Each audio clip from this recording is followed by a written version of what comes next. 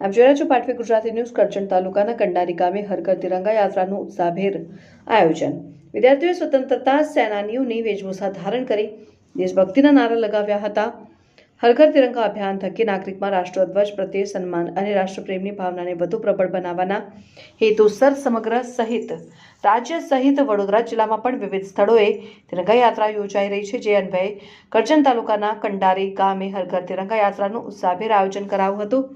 યાત્રામાં શાળાના વિદ્યાર્થીઓએ સ્વતંત્રતા સેનાનીઓની વેશભૂષા ધારણ કરી ભારત માતા કી જય અને વંદે માતરમ જેવા દેશભક્તિના નારા લગાવીને સમગ્ર વાતાવરણને દેશભક્તિના રંગે રંગી દીધું હતું.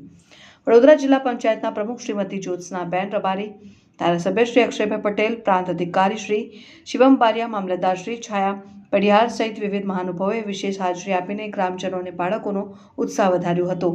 આ સાથે સ્થાનિક પદાધિકારીઓ, શાળાના આચાર્યશ્રીઓ, શિક્ષકગણ, મોટી સંખ્યામાં ગ્રામજનો તિરંગા યાત્રામાં સહભાગી થયા હતા. પાટવી ગુજરાતી ન્યૂઝ, રાજુ સુપા.